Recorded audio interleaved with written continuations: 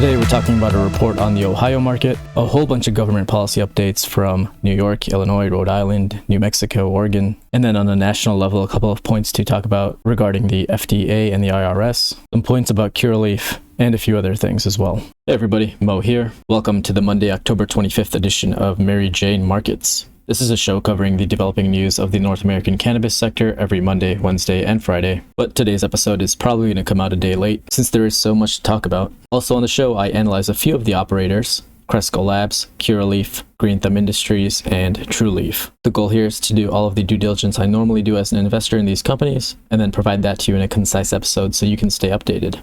Before we dive into things, let's quickly check in with the market, where we see more of the same, more volatility, which we're all used to, but TruLeaf again having another day where it's down more than 4%. That could be former Harvest Health shareholders cashing out after the acquisition. It could also be people reassessing and repositioning before Q3 earnings in November. So I'm not reading too much into it. I have a long time horizon on my investments in this space. First up in the sector commentary segment, I have this rather surprising report on Ohio's medicinal market. As a refresher, Ohio is a medicinal-only state, and the program has really only been active since 2019, despite going into effect in 2016. It comes in as the 7th largest market in the country, with my estimate being that it could be a $5 billion market, and that includes legal and illicit for any new listeners. But last year, sales were only around $208 million.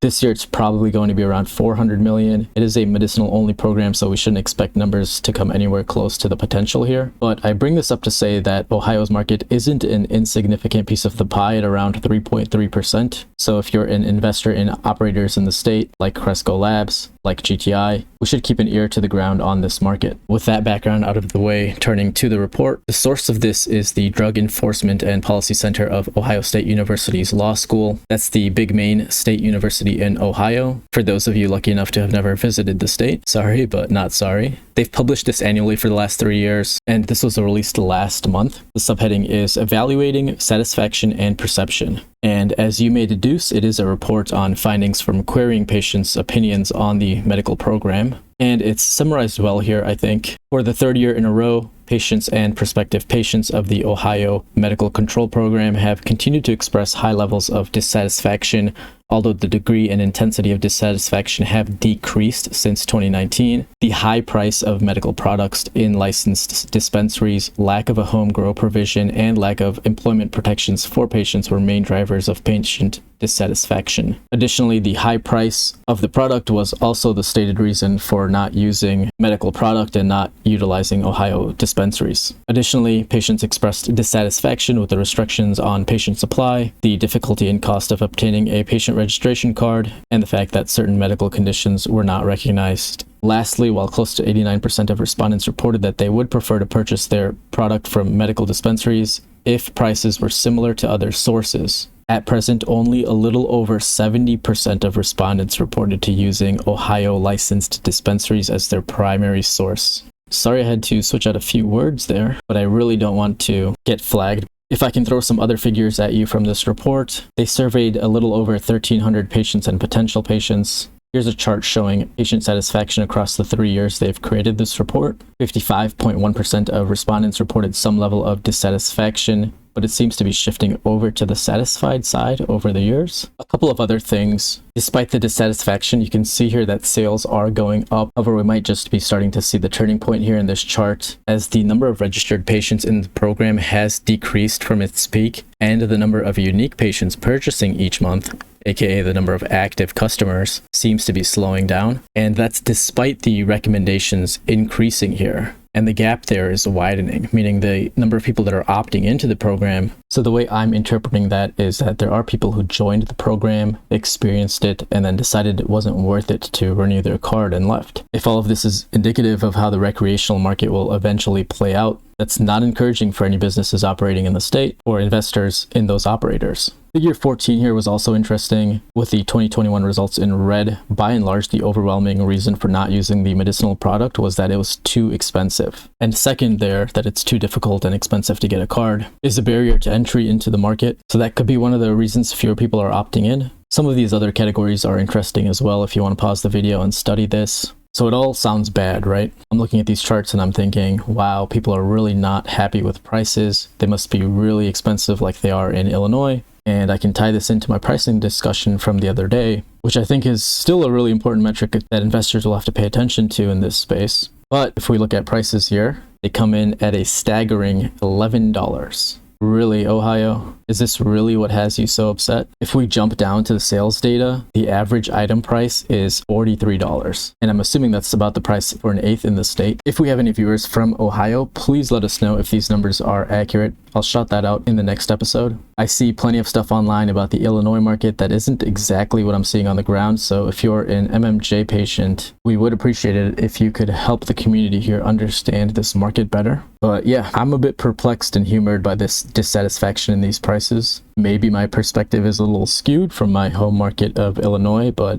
these are fair in my opinion for a young medical market. They are definitely higher than the illicit market. Even when you take into account the after-tax cost, add on another 6.5% to that and you're at $45, which is still way lower than the before tax price here in Illinois. Then I thought, this is Ohio, incomes are different, but Ohio's median income isn't far off of the national figure. But to be fair to those Buckeyes, the other component to this is that these costs are not covered by insurance, whereas patients with chronic conditions who have tried other traditional medication for their ailments are probably used to only paying a small copay. So going from that to hundreds of dollars a month is quite an expensive medication. Even though that may be a bit of apples and oranges in real dollar terms, yeah, I would totally understand that. It's something to complain about. But if these prices are any indication of what the recreational market is going to look like, we'll have to see how highly our operators prioritize this market versus others where they might get a fatter margin at this time. But this is an ever-evolving space that can certainly turn this program around. This report also touches on some of those policies. So two changes they've made just this year are that back in April, the State of Ohio Board of Pharmacy allowed an additional 73 dispensaries to be added to the program. And then in September, the Department of Commerce increased the limit on grow space for existing cultivators to triple the original limit. So these were very Econ 101 moves. The hope is that by pushing out the supply curve, that is, by increasing the quantity, you reach a lower equilibrium price. But I think this team at Ohio State very smartly follows this up with, while many factors influence the price of medical product, additional grow space as well as additional growers could reduce the price. And I think the key point here is nested in these parentheses. Grower operational costs may be dictating pricing structure. At least the key point that I'm trying to make. So this is all stuff to keep in mind and bring with us as we continue to do our due diligence. For example, the next time an interviewer asks a CEO what states they're focusing on and they talk about Ohio, you can put this market into context now and really understand what they're saying with some insight, or else it's just surface level commentary. All right, shifting over to government policy updates. This is an item I forgot to include in Friday's episode. That is the meeting of New York's Cannabis Control Board. We took a look at their agenda a week ago, and that's really all that was discussed. Some staffing appointments, the expansion of the medical program to allow for home grow in a limited capacity, of course. And although they didn't make any decisions on the recreational side, it was something they briefly touched on, basically just to say that they recognize the state of the current market and they understand they need to get moving on it. And they didn't give any indication on timing, so this is just my opinion. But with this chairperson's opening remarks revolving around staffing and engaging stakeholders, it still seems to me like they're quite a ways out from opening up New York to adult use sales. Even this vote to allow home grow for medicinal patients is subject to a 60-day public comment period and a final review before it goes into effect. So don't expect that New York will open up its adult use market anytime soon here. But again, that's just my judgment. All right, my next item involves my home state of Illinois. My early listeners know all about the lottery issues going on in the state, but just to recap, a long-awaited lottery took place in Illinois over the summer that would have awarded 185 new licenses, but has been held up in lawsuits, controversy, and the state admitting to a mistake in how they scored certain applicants, which led to a decision to redraw the lottery for certain regions. And well, there's no news yet on which regions that will be or when the new drawing will take place, but the Chicago Tribune is reporting that the judge has decided to aggregate the lawsuits and hear them together. This should, in theory, speed up the time it takes to release these new licenses, but we at least have a date now on when this will start, October 28th. So just a few days away, but I'm not sure how long that will go on for, and then the redrawing will have to take place. The MSOs we discuss on this channel, at least the ones that operate in the state, Cresco Labs, Curaleaf, and GTI, aren't available for the lottery because they're all at the maximum 10 dispensaries that is allowed. But this delay is still causing them to miss out on wholesale revenue. That's 185 storefronts that stocked and sold their product for half of 2021. That's a lot of missed revenue there. So these delays in Illinois, in New York, which we just talked about, do matter. When you sit down to value these companies and project out growth, or maybe you're trying to figure out upcoming earnings, this is the kind of stuff that will impact that. These are two huge markets where they are missing out on recreational sales in, and that probably wasn't the expectation at the beginning of the year. Personally, I think I am tempering my expectations going into earnings for the latter half of 2021 because of the reasons I mentioned above, because of the pricing data we've been taking a look at over many episodes, because of the post-pandemic spending trends, and the fact that Cresco lowered their guidance. All of that might prove to be a bit of a headwind. Keeping with our topic of state lotteries, Rhode Island, which is a very small medicinal market, will be holding a drawing this Friday, the 29th, for 5 dispensary licenses. It looks like there are 23 companies in the drawing, and I would honestly be a little surprised if our big MSOs were throwing their hat in the ring here. Rhode Island is a medicinal-only state and ranks 42nd in terms of market size, so it doesn't seem like something worth focusing on at this stage, especially when Massachusetts sits right above them, and we know they're all competing in its very large market. Anyway, I'll keep an eye on that for you and report on it in Friday's episode. Hopping over to another state, New Mexico, their regulatory advisory committee is looking to fill 2 seats after some unexpected departures. Normally I wouldn't cover something like this, but the timing of these departures could delay recreational sales. So this committee is one of 2 bodies that oversees this new industry in New Mexico. Actually, a very new industry the state recreationalized just a few months ago. And this committee advises the control division. And if we look at the state's website, they have a timeline to when retail sales will begin. So by September 1st, they were supposed to create the committee, and then the division, the CCD, was to start accepting and processing license applications. Technically, they did create that committee, but I'm not sure how these 2 empty seats affects this process. There are 17 seats on that committee, so hopefully they still have a quorum and it won't stop them from meeting the deadlines. But we're coming up on 2 months past the September 1st deadline, and I know we've talked in a previous episode about them going forward with that second item there. It also looks like the upcoming work falls to the CCD and not the committee, so maybe this won't slow things down at all. Anyway, if all goes according to plan, beginning of next year they'll start training programs, issuing permits, and start accepting other kinds of license applications with the hope of meeting this April 1st deadline of starting retail sales. So we'll see how that plays out. And even if this is just the first episode you're listening to, it really does go to show you that the US is 50 different markets, and we have to keep tabs on how they're developing. If your company's growth story is that it's expanding into these markets, well, you shouldn't be projecting any recreational revenue from New Mexico until at least Q2 of 2022. Another thing I kind of wanted to touch on has to do with illegal grow ops. This isn't a topic or event I normally talk about on this show, but I've seen, and I'm sure you have as well, pieces come out occasionally about police busting huge illegal grow ops, how operations like that steal water from the community, etc., etc. And you can probably guess my viewpoint on the topic. Obviously, it is colored by my investments in these MSOs, and since illegal grow ops hurt revenue, I've been perfectly satisfied when those busts are announced. Obviously, they're just drops in the bucket, and that bucket is very large, and that's what I wanted to acknowledge today.